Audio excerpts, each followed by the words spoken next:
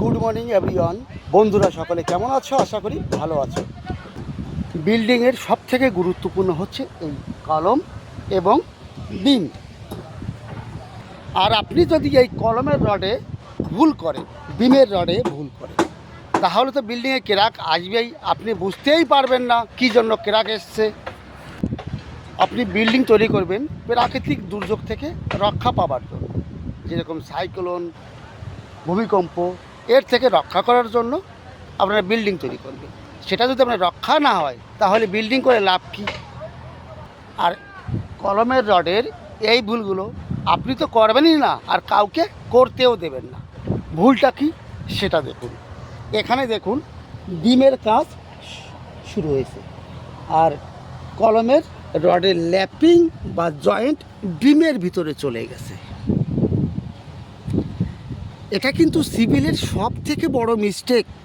এই ভুলটা আপনি কাউকে করতে দেবেন না এবং নিজেও করবেন না।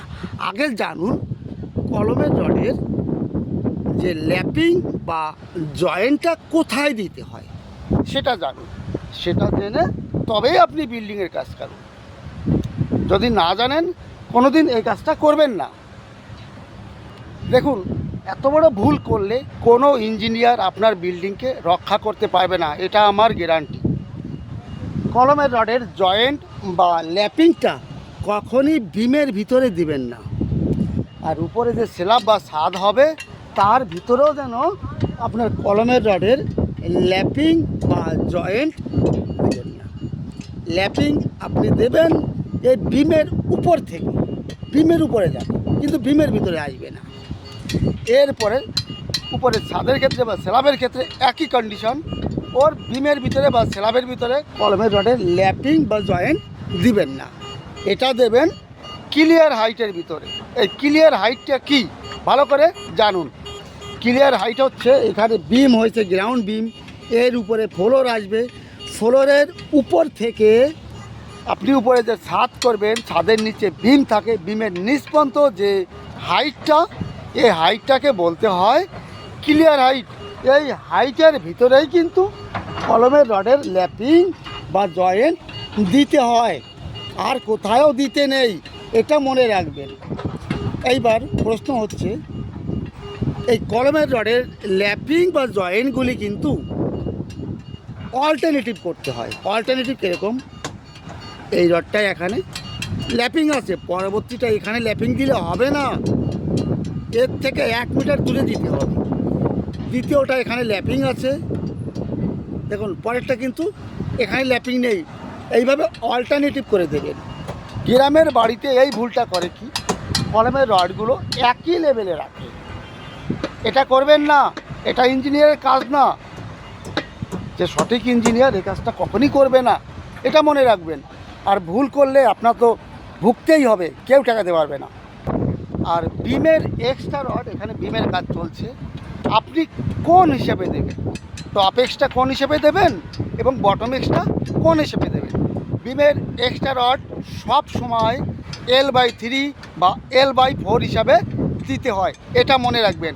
আর কিভাবে দিতে হয় সেটা জানুন। এটা আপনার বিমের মেইন রড, টপের রড।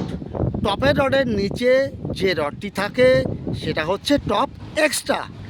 এবার বিমের নিচের রডটা হচ্ছে বিমের বটমের রড। এই বটমের রডের উপরে যে রডটি থাকে সেটা হচ্ছে বটম এক্সট্রা।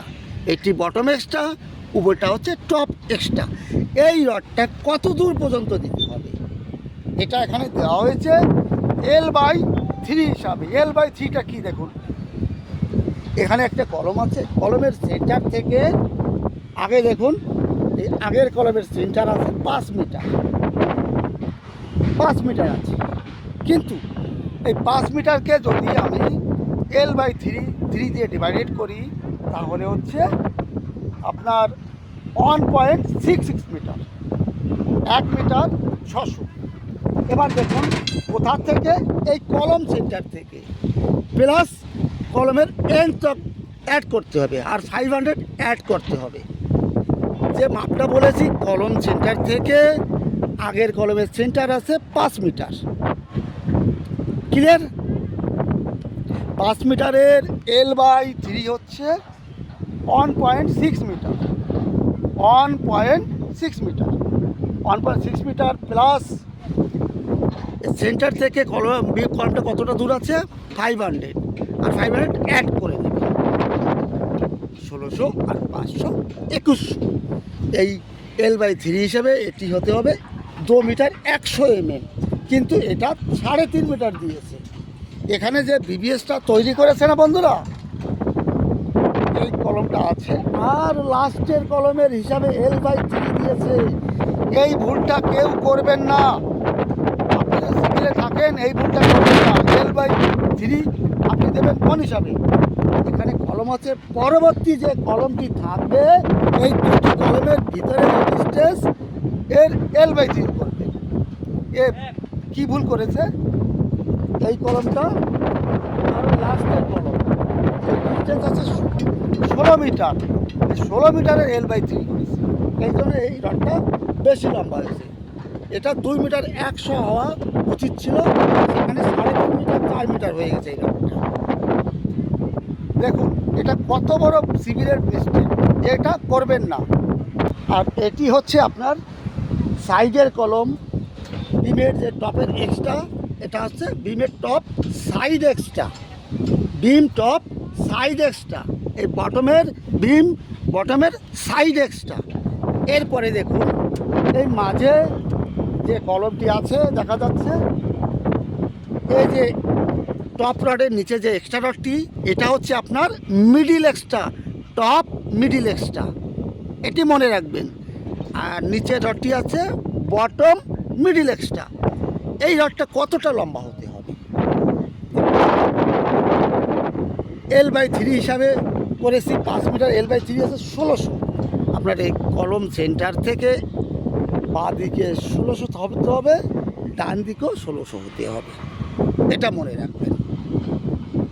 এটা ঠিক আছে। দেখুন এর একটা কলম সেন্টার থেকে 1.6 মিটার আছে, অপোজিট সাইডও তাই আছে, একই সিস্টেম। দেখুন এই ভুলগুলো করলে না আপনার বিল্ডিংয়ে ক্র্যাক চলে আসে, আপনি বুঝতেই পারবেন না যে কী জন্য ক্র্যাক আসলো। বিশেষ করে গ্রামের বাড়িতে ফ্লোরের কাজ, মেজর কাজ করতে গেলে আপনার বিমটা কিছুটা বাকি রাখে ফ্লোরে মজবুত করার জন্য, পুরোটা কংক্রিট করে না একসঙ্গে, কিছুটা বাকি রাখে ফ্লোরের রড ঢোকানোর জন্য। দেখুন বিমের কংক্রিট কখনই দুবার করবেন না। আপনার বিমই যদি মজবুত না হয়, এই বিমটা যদি মজবুত না হয়, আপনার ফ্লোর মজবুত করে কী লাভ হবে? আপনার কলম যদি মজবুত না হয়, আপনার উপরে ছাদ বা স্ল্যাব করে মজবুত করে লাভটা কী হবে? কোনো লাভ নেই। আগে নিজে এটা জানুন, তারপরে কাজটা করুন। না জেনে কাউকে বলবেনও না, নিজে করবেনও না, এটা মনে রাখবেন। এখানে ড্রয়িংয়ে লেখা আছে রিংয়ের স্পেসিং 100 mm আর 150 mm, এটি আছে L/3-তে। এর মানে এই রিংয়ের স্পেসিং এখানে 100 mm, 100 mm, 100 mm, আর মাঝে দেখুন এটা 150 mm। দুই রকম কী জন্য? এটা L/3-তে হয়েছে। এ কলম সেন্টার থেকে আগের কলমের সেন্টার আছে 3 মিটার, 3 মিটারকে 3 দিয়ে ডিভাইডেড করলে হচ্ছে 1 মিটার, অর্থাৎ এই কলম ফেস থেকে 1 মিটার পর্যন্ত আছে 100 স্পেসিং, সিট ও কলম থেকে 1 মিটার পর্যন্ত আছে 100 স্পেসিং, আর মাঝখানটায় আছে 150 mm স্পেসিং। এটা ক্লিয়ার? বুঝতে অসুবিধে নেই। আর বন্ধুরা যদি একটু ভালো লাগে অবশ্যই কিন্তু কমেন্ট করবেন। তাহলে রাখছি, কমেন্ট করবেন, বন্ধুদের শেয়ার করবেন।